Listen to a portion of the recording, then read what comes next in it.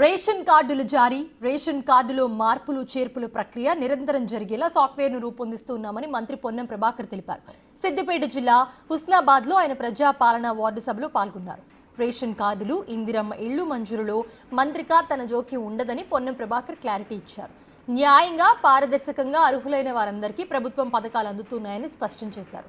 2 లక్షలకు పైగా ఇంకా రుణమాఫీ అవ్వని రైతులకు మార్చిలో షెడ్యూల్ పెట్టి రుణమాఫీ చేస్తామని గుడ్ న్యూస్ చెప్పారు పొన్నం.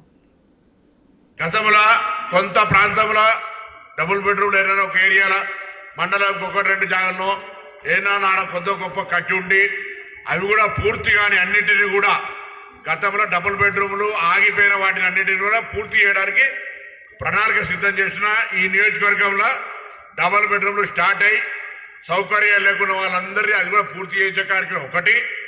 కొత్తగా ఇందిరమ్మ ఇళ్లకు సంబంధించి ఈ నియోజకవర్గానికి మొదటి దశ 3,500 వచ్చినాయి. ఇంకా కొద్ది ఎక్కువ తీసుకురావడానికి ప్రయత్నం చేస్తాం. 160 గ్రామాలు, మున్సిపల్ 20 వార్డులు ఉన్నాయి. జనాభా ప్రాతిపదికన అన్ని గ్రామాలకు ఇందిరమ్మ ఇళ్ళు వస్తాయి. అర్హత పూర్తిగా నిరుపేదలైన ఉన్నటువంటి వాళ్ళను మీ ముందర చదివి వినిపించిన తర్వాతనే ఎంపిక ప్రక్రియ చేస్తాం. ఎక్కడ కూడా ఇబ్బంది లేదు. అందులో 5 లక్షలు ఇందిరమ్మ ఇల్లు, ఎస్సీలకు 6 లక్షల రూపాయలు ఆ విధంగా ఇచ్చే కార్యక్రమం కూడా ఎక్కడ ఇబ్బంది రాకుండా ఉంటుంది. ఎక్కడ బాధ్యత మాది. రేషన్ కార్డులు 10 సంవత్సరాల రేషన్ కార్డులో కొద్ది ఇబ్బంది అయింది. పుట్టిన బిడ్డ పెరిగి లేదా కుటుంబాలు వేరుపడి ఈ ఇంటి బిడ్డ ఆ ఇంటి కోడలై మార్పులు చేర్పులకు చాలా ఇబ్బంది రకమైన పరిస్థితి ఉండే.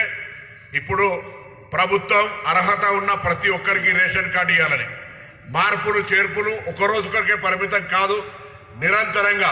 సపోజ్ ఈ ఇంటి బిడ్డ వేరే ఇంటి కోడలైతే ఇక్కడ నుంచి కార్డు వాళ్ళ ఇంటి పేరు మీద మార్చుకోవడానికి, అక్కడి నుంచి ఇక్కడికి వస్తే ఇక్కడికి మార్చుకోవడానికి, చనిపోయిన తొలగించడానికి సాఫ్ట్వేర్ తీసుకొచ్చి ఎటువంటి జాప్యం లేకుండా చేసే కార్యక్రమం జరుగుతూ ఉన్నది.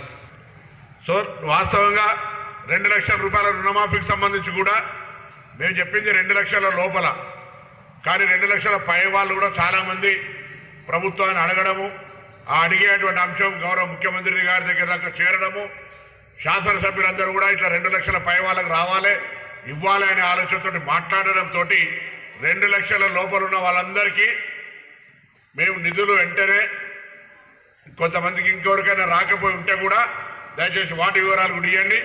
కుటుంబ పరంగా గ్రూపింగ్ అగ్రికల్చర్ ఆఫీసర్స్ ఎవరైతే మీ దగ్గరకు వచ్చి 2 లక్షల రూపాయల లోపున్న వాళ్ళని సర్టిఫై చేసారో వాళ్ళందరికీ నయా పైసా ఇబ్బంది లేకుండా 2 లక్షల లోపల రుణమాఫీ అవుతుంది. పైన ఉన్నటువంటి వాళ్ళకు మార్చి లోపల ఒక షెడ్యూల్ ఇస్తారు ప్రభుత్వం. ఆ పైన 50,000 లక్ష కట్టి మిమ్మల్ని రుణ విముక్తులు చేయాలి కాబట్టి అవి కట్టించుకొని ఆ మిగతా డబ్బును మీకు జమ చేసే విధంగా చర్యలు తీసుకోబోతున్నారు.